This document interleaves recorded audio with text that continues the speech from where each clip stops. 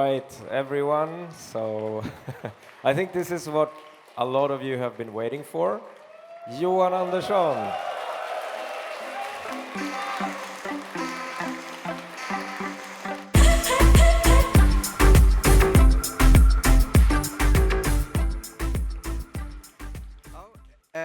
Is this one on? Can you hear me? Yay! Where are we? Yeah, let's start with this thing. Imperator, Rome. Yeah, what's so cool about it? Here's a screen I can actually watch, so. Yeah, it's the new cool game. I did some explanations or brief things yesterday, and today I'm gonna go through and tell you guys that people on Reddit have already done all of this. Here's a cool screenshot of the map that we haven't really shown, so you can see more of the looks where we currently have countries. Everything from up to, yeah, what do we call it? Bactria, Tibet, whatever. Part of India in Maria. We go even further eventually. There's so many countries here, like 400 different ones. And as I've said, I keep looking down there. I should look up to you guys. We have Sparta, so you can conquer the entire world and write "This is Sparta" on your screenshot. That would be kind of cool. Also, you have everything from Judea to Kenya, and this is an old screenshot because we've added lots of German tribes and Scandinavian tribes, so you can even play Mayan. Some of you guys, or most everyone's ancestors here. Cool. Let's go for the next screen. So we have a bunch of resources. So there's 4 different powers. To the left, we have Civic, which is basically introducing laws, buying inventions, getting ideas. It's just the civic power. Oratory is the things you do to diplomacy and convince people that they should do different things. Military for your traditions and various military abilities. And you have religious for calling down omens, stabbing pigs, other important activities. You gain these powers by having good stats of your ruler.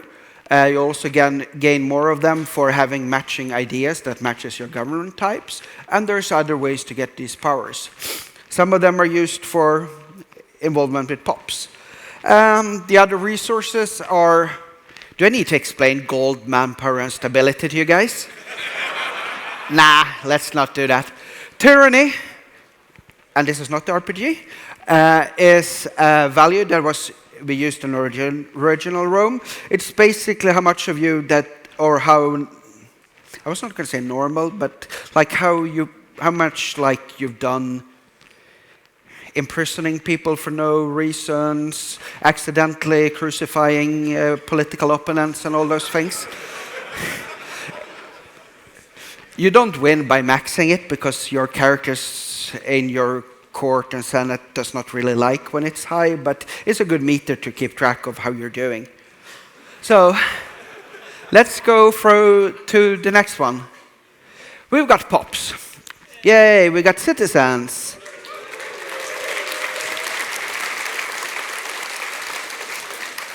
The cool thing with the pops here is that they're not Stellaris pops, and they're not Victoria pops either, and they're not Rome 1 pops, but they're kind of unique in that each pop represents a group of humans, most of them. We're all humans, I hope, unless you're making a fantasy or total conversion mod, that has a unique religion and culture and a unique happiness or revolt, whatever we're going to end up call it.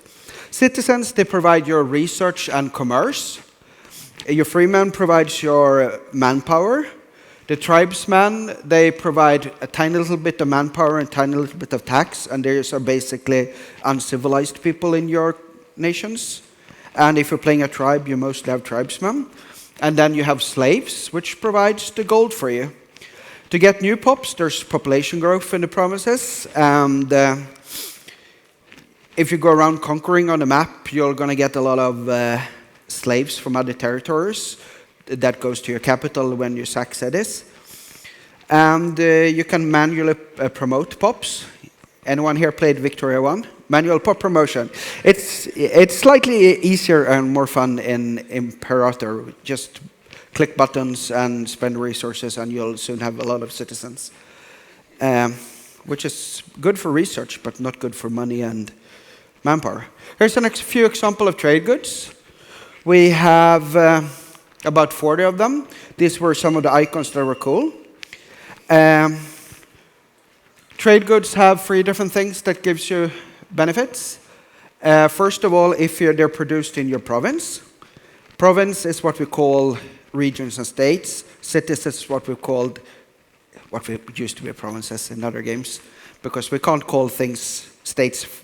Yeah, it's a name terminology that fits Rome the best.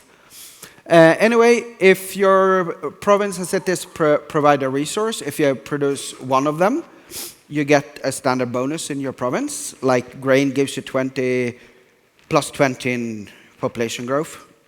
And if you get a surplus, you get another, let's say, plus 5 population growth for each grain. And if you have a lot of provinces producing it, you can get a lot of grain there. And then you can do trade routes, where you basically, if you have access to another nation or from your own states, where you can do a trade route import, then you'll be able to stack your bonuses. And you get special bonuses if you end up in your capital. Let's go further. These are the unit types. There are 9 different ones, archers and mounted archers. Yeah, you can read them all. Some of them are restricted by your military traditions. So if you're playing a Roman, you're not going to be able to build chariots, but British people will be able to do that. While some of them are restricted by resources, so unless you get a good trade route up to Sweden with elephants, you're not going to be able to build elephant cavalry, no matter how cool it are. And you can only import things that other nations have in surplus. The cool thing with all of these unit types and pop types, etc., it's completely super moddable, and you can add whatever pop types and unit types and stuff you want in your games, and that's kind of cool. Let's see. We also got characters. These are some examples of the characters. We currently mostly have a bunch of Romans kind of finished. And I would say that the characters in Imperator is a little bit more detailed in the features you can interact with them than in the original Rome.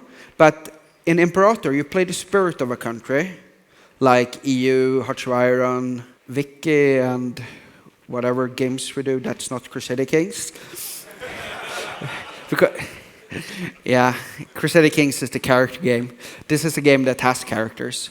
But the characters are really important in this one, and I'm hoping that I'll be able to show more of those very soon.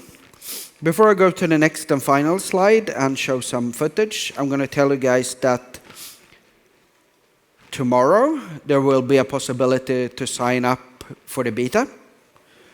And that's not going to be public knowledge for quite a while, so you will have that exclusively, I hope. So, let's take a look.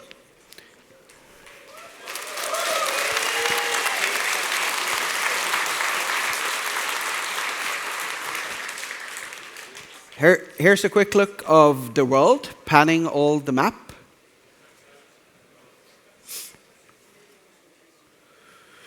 And this is footage from the game as it is now. Obviously, everything's subject to change, yada yada, game balance.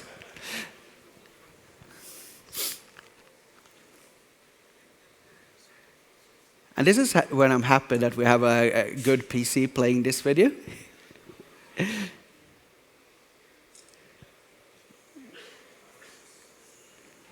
So this is the 2D map where you're looking at the various countries zoomed out. You can see the borders. Everyone here always plays in terrain map mode, so you don't see political, right? So the map. Now we're gonna see how it looks when you're not zoomed out. See if now we're gonna have a shuggy, nice frame rate. Yay!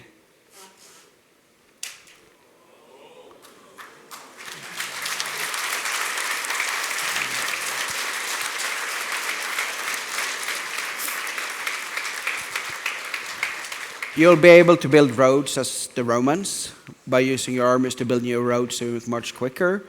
The cities will grow in the size with the pops that you have in your provinces. How names are on the map is different options, so you can see names always or only when you mouse over. Yeah, we're going to do some pop views here. Here's a view of the interface. Some tooltips of how the pop is growing there, what the different pops are, which religions, and so on. I can look at this one, it's probably easier for me. Yeah, slaves. And the pops, yeah, the amount of pops you have indicates how many buildings you can build in a province. Trade, little example, Neapolis here. They have a few trade goods that's produced, as I was talking about. Hemp, produced in the city of Nala. Cloth, gives some tax. Wood, we are producing it in 2 cities, Neapolis and Venafrom. Gives us, yeah, red color. And wine giving us some, yeah, let's look at military. So we're going to select a unit here. You can see all in the tooltip the types you have. Every single unit type has different benefits or drawbacks depending on what they're fighting on. Versus, obviously, light infantry and militia are useless, but they're cheap. Yeah, all red, cool.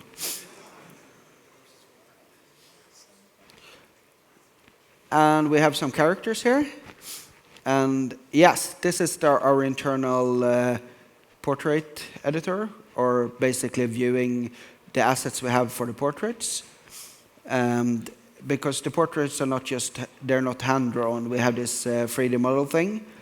This is one character, and it's automatically generating all the portraits, and you can just rotate them and look at them in the game. And you're going to have a lot of good, cool attachment to the characters while you're playing. So let's see some randomization. You just get someone. Oh. Should be looking mostly Romans. Yeah, we're getting a few one looking like the dev team almost. No. Yeah, looks like me. Or when I'm not gray-haired. So he looks like a young 20-year-old, but let's see what it looks like when he's a little bit older. You just change. So characters will automatically age, and you'll be able to see the age of the characters. So a little bit younger there. We do not have children yet in the game. Oh, that's a cool guy. There's going to be a lot of different like hairstyles and combinations and people, so everyone will be looking unique. I'm not entirely sure of how many cultures we'll have with the start and how many ethnicities, but it should cover all of the map. This is it for the quick little presentation here. We have a few more minutes, but I don't know. Let's go to the Imperator booth after this, and I'll stand there for as long as I can answering questions. Thank you.